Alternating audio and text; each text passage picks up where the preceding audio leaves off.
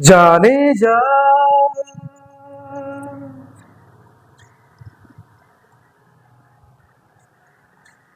तेरी जाना।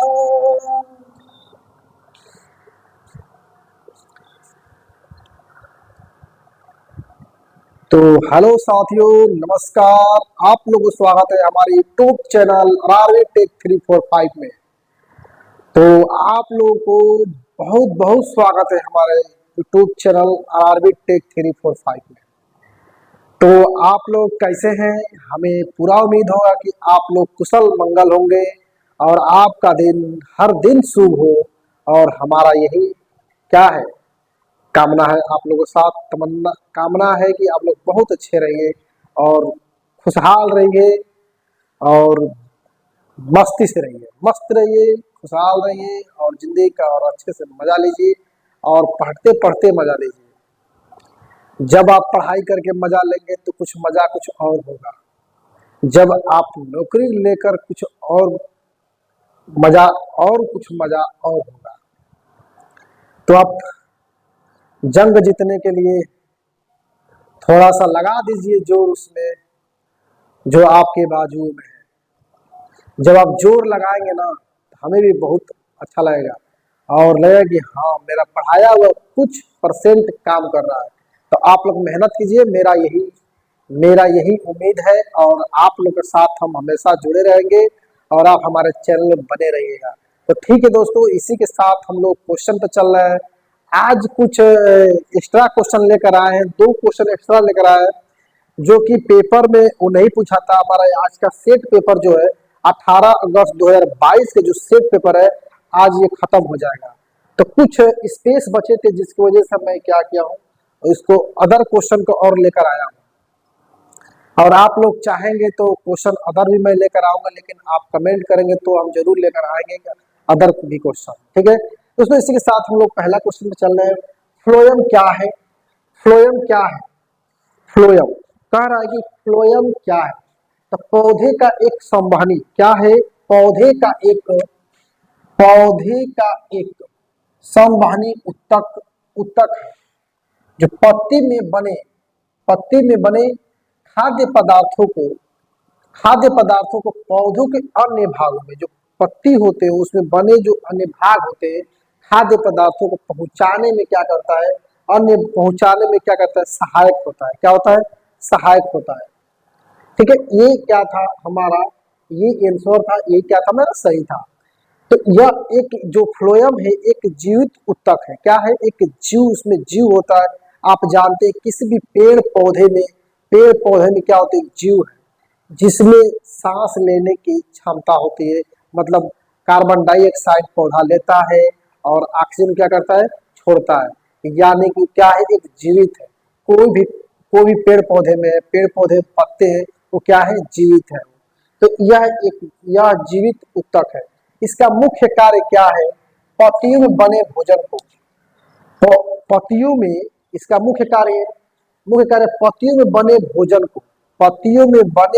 को क्या करता है, पौधों के विभिन्न भागों तक पौधों के कह रहा है कि मुख्य कार्य क्या है, पत्तियों में बने भोजन को पौधों के विभिन्न भागों पहुंच तक ले जाने में क्या करता है, मदद करता है। ले जाने में क्या करता है, मदद करता है।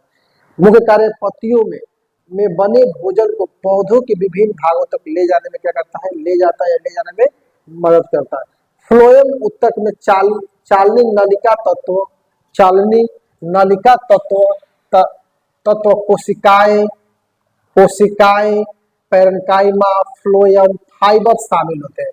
फ्लोएम उत्तक में कौन कौन शामिल होते हैं? चालनी नलिका तत्व, कोशिकाएं, पैरेन्काइमा, फ्लोएम, फाइबर शामिल होते हैं। जब दोस्तों मैं पढ़ाऊंगा, जब बायोलॉजी पढ़ाऊंगा तो उसमें बताऊंगा सब क्या चीज है।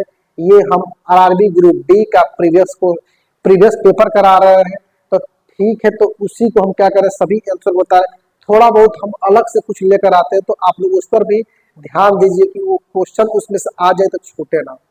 तो इसलिए लेकर आना पड़ता है कि क्वेश्चन कहीं घुमा कर पूछे तो हम जवाब सही तरीके से उसको दे दें। ठीक है, तो अब क्या कर रहा है, अब अगला क्वेश्चन क्या कर रहा है, डोबेराइनर के त्रिक नियम को उपलब्धि क्या था, पूछ रहा था उसमें। 18 अगस्त में पूछा था, 18 अगस्त 2022 में पूछा था कि डोबेराइनर के त्रिक नियम की उपलब्धि क्या थी। देखिए दोस्तों, ये डोबेराइनर का बार बार इधर से घुमा के क्वेश्चन दे रहा है, तो आप लोग इसका कॉन्सेप्ट क्लियर रखिए कि डोबेराइनर का किसी तरह कोई भी क्वेश्चन आए तो छूटे ना। और जब वो छूट जाएगा ना, तो कई आप एक नंबर से भी क्या होते पीछे हो जाएंगे, तो आपको एक नंबर भी लाना बहुत अनिवार्य है। तो एक एक क्वेश्चन पर ध्यान दीजिए कि डोबेराइनर देखिएगा, हर हम जो भी पेपर करा है डोबेराइनर का हर दिया था। तो डोबेराइनर बहुत ही इंपॉर्टेंट है, यानी कि बहुत इंपॉर्टेंट है, तो डोबेराइनर वाला थोड़ा सा ध्यान दीजिएगा आप लोग। तो डोबेराइनर के त्रिक नियम की उपलब्धि क्या था, तत्वों के गुणों को परमाणु द्रव्यमान से जोड़ने का प्रयास क्या था, तत्वों के गुणों को क्या कहता, तत्वों के गुणों को परमाणु द्रव्यमान क्या, परमाणु द्रव्यमान से जोड़ने का पूरा प्रयास क्या था, प्रयास था। एग्जाम्पल में देखा जाए तो डोबेराइनर क्या था, लिथियम था, sodium potassium calcium, lithium sodium potassium calcium strontium और बेरियम, ये एग्जाम्पल में है। अगला क्वेश्चन क्या कह रहा है, पौधों और जानवरों, पौधों और जानवरों, पौधों पौधों पौधों और जानवरों की संरचना और कार्य के बीच अंतर दर्शाती है। तो देखिएगा ना, कह रहा है कि पौधे और जानवरों में, पौधे और जानवरों में क्या होता है, एक अंतर दर्शाती है, क्या दर्शा रहा है। तो उसमें ऑप्शन दिया था, वृद्धि कुछ क्षेत्रों तक ही सीमित होते हैं, पौधे में कुछ वृद्धि तक होता है, पौधे में वृद्धि तक होता है, वहां पे क्या होता है, सीमित हो जाता है। जितना उसको वृद्धि करना होता है वृद्धि करता है पौधा, वहां पे ले जाके क्या होता है, उसका कोई ना कोई एक लिमिट होता है किसी भी जीव प्राणी का। जैसे हम लोग हैं, अगर जानवर है चाहे मानव है, तो एक लिमिट है, एक लिमिट पर जाकर क्या होता है, वो सीमित हो जाता है। तो वही कह रहा है कि पौधे में वृद्धि कुछ क्षेत्रों तक ही सीमित है, जंतु में वृद्धि कुछ क्षेत्रों तक, जंतु में वृद्धि, देखिए जंतु में क्या कर रहा है, वृद्धि कुछ क्षेत्रों तक ही सीमित है। इसमें भी ऑप्शन क्या था, दोनों ऑप्शन मेरा क्या था, सही था, पौधे और जंतु में दोनों ऑप्शन क्या था, सही था। अब कह रहा, देखिए ये दो ही नया क्वेश्चन लेकर आया हूँ, दो नया क्वेश्चन, ये और ये है, दोनों क्वेश्चन बहुत इंपॉर्टेंट है एग्जाम की वैल्यू से, और आप इस पर विशेष करके ध्यान दीजिए। पूछता है, कई बार पूछा भी है, हीटर का तार किससे बना होता है, हीटर का तार किससे बना होता है, तो हीटर का तार बना होता है वो नाइक्रोम का होता है, किसका होता है, नाइक्रोम का होता है। अब नाइक्रोम एक मिश्र धातु है, निकिल और क्रोमियम से मिलकर बना होता है। नाइक्रोम किससे बना होता है, नाइक्रोम जो बना होता है, ये नाइक्रोम जो बना होता है, नाइक्रोम जो बना होता है निकिल और क्रोमियम से मिलकर बना होता है।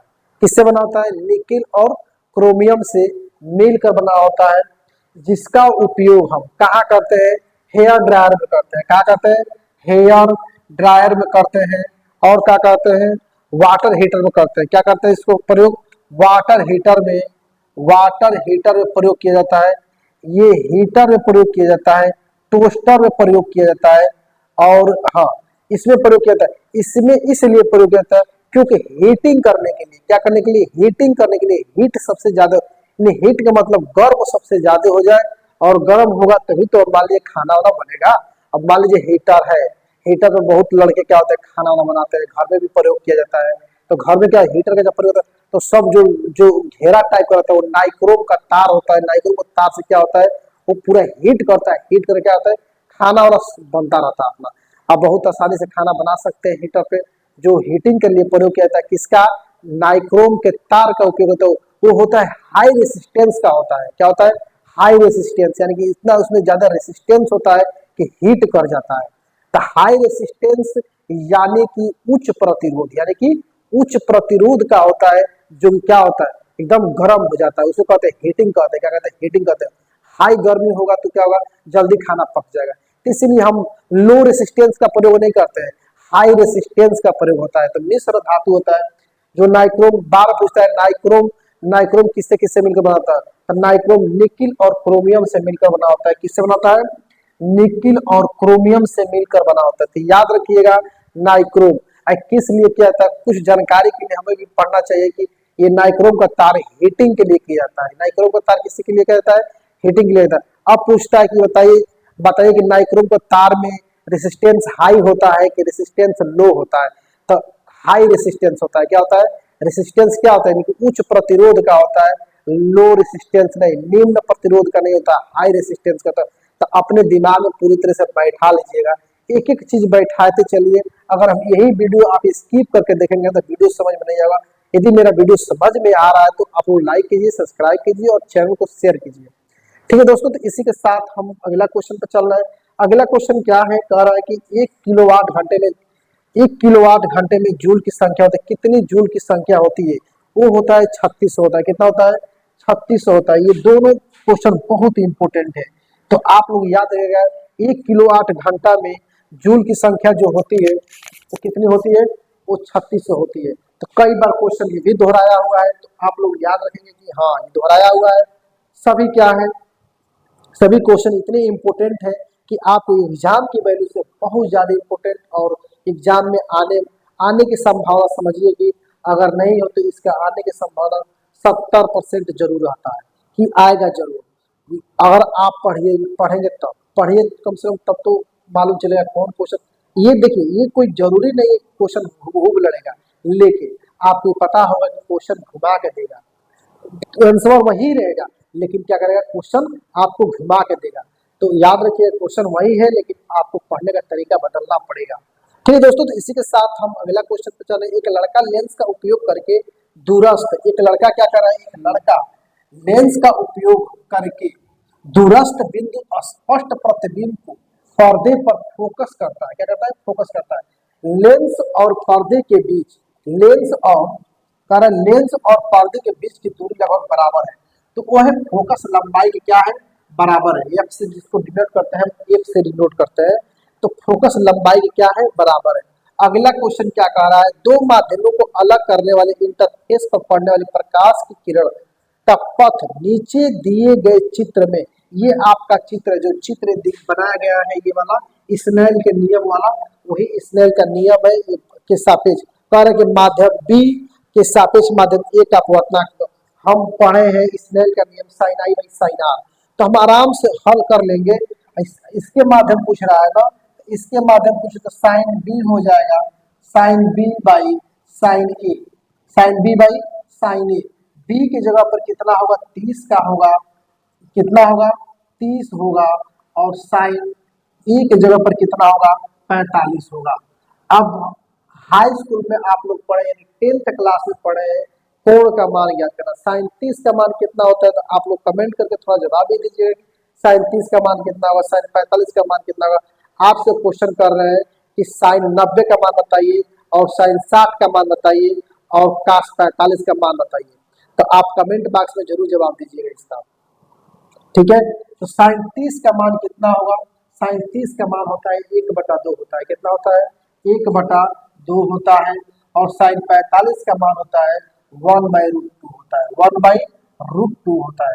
तो यही √2 यहाँ मेन बटा है, ये √2 ऊपर जाता है तो √2 बाई क्या होगा? ये 1 इसकी बजाय 2 गुणे 1 यानी 2 का में 2, यानी कि √2 होगा। और क्या होगा? ये 2 होगा। √2 से 2 जब कटेगा तो 1/√2 क्या होगा? आंसर होगा। √2 क्या होगा? आंसर होगा। यानी कि ये हमारा क्या था? आंसर सही था। तो आप लोग जब हल करेंगे तभी मालूम चलेगा। आज समझ में नहीं आ रहा तो एक बार कमेंट कीजिए, सर हमको समझ में नहीं आ रहा, एक बार थोड़ा सा स्पष्ट बता दीजिए। तो हम जरूर वीडियो बना के, एक छोटा सा वीडियो बनाकर आप तक पहुंचाने का पूरा हमारा प्रयास रहेगा। तो एक बार कमेंट कीजिए, आप लोग से यही आग्रह है। ठीक है दोस्तों, तो इसी के साथ हम अगले क्वेश्चन पे चल रहे हैं। निम्न में से कौन सा कथन सही है? कौन सा कथन सही है? एक कथन दिया था, उसमें से सही का टिक लगाना था और हम लोग सही का टिक लगाएंगे। देखें कौन सा कथन क्या सही है कि नहीं है। हम सिर्फ इसमें ऑप्शन नहीं लिख रहे हैं, ऑप्शन हम बस क्या करेंगे? आंसर लिख रहे हैं, क्योंकि जानते ही आप लोग डिजिटल तो बोर्ड है नहीं, ये बोर्ड है व्हाइट बोर्ड है। व्हाइट बोर्ड पर लिख कर हमको पढ़ाना पड़ता है। सभी तो लिख पाएंगे नहीं, वीडियो ज्यादा लंबा हो जाएगा लिखते लिखते पढ़ाएंगे तो आप लोग थोड़ा सा मैनेज कीजिए कि ये इस पर मैनेज कीजिए, इस पर ही पढ़ा रहे हैं हम। तो ठीक है, तो कह रहे कि कौन सा कथन सही है? तो लेंस के लिए प्रथम फोकस, लेंस के लिए प्रथम मुख्य फोकस, लेंस के लिए प्रथम मुख्य फोकस क्या? प्रथम मुख्य फोकस उस बिंब की स्थिति होती है जिसका प्रतिबिंब अनंत पर होता है। जिसका प्रतिबिंब क्या होता है? अनंत पर। ये भी ऑप्शन क्या था? सही था। ये ऑप्शन क्या था? सही था। दूसरा, लेंस के लिए द्वितीय फोकस वास्तविक प्रतिबिंब की स्थिति जिसका बिंब अनंत पर होता है। लेंस के लिए द्वितीय फोकस, लेंस के लिए द्वितीय फोकस क्या? द्वितीय फोकस, मुख्य फोकस, मुख्य फोकस वास्तविक प्रतिबिंब की स्थिति क्या होती है? जिसका बिंब अनंत पर होता है। ये भी ऑप्शन क्या था? दोनों ऑप्शन क्या थे? सही थे। दोनों ऑप्शन क्या थे? सही थे। ये भी ऑप्शन सही था, ये भी ऑप्शन सही था, दोनों पट्टी सही था। तो इस प्रकार से ये क्या रहा? 18 अगस्त 2022 का सेट पेपर रहा और सभी सेट पेपर क्या हुए हमारे 18 अगस्त का। ये शिफ्ट 1 का खत्म हो गया आज, और सेकेंड शिफ्ट का मैं जल्दी लेकर नेक्स्ट वीडियो में मैं लेकर आ रहा हूँ अपने चैनल पर। तो आप लोग हमारा इंतजार कीजिए कब तक वीडियो आ रहा है। तो आप लोग हमारे चैनल बने रहिएगा और सब्सक्राइब कर दीजिएगा और बेल आइकन घंटी दबा दीजिएगा, तभी तो आपके पास नोटिफिकेशन जाएगा कि हाँ आरआरबी टेक 345 का आपका क्या हुआ है, एक वीडियो अपलोड किया गया है सेकेंड शिफ्ट 2 का, यानी कि सेकेंड शिफ्ट यानी कि 18 अगस्त 2022 का पेपर सेट क्या किया गया है? अपलोड किया गया है। आप लोग मेरे चैनल पर रहे तभी आपको इस सेट पेपर मिल जाएगा। तो ठीक है दोस्तों, इसी के साथ हम हमारे चैनल पर जुड़ने के लिए बहुत बहुत धन्यवाद, और इसी के साथ नमस्कार। फिर हम लोग नेक्स्ट वीडियो मिलेंगे सेकेंड शिफ्ट के साथ और आप मिलेंगे हमारे साथ। तो ठीक है दोस्तों, बाय बाय, टाटा। ठीक है।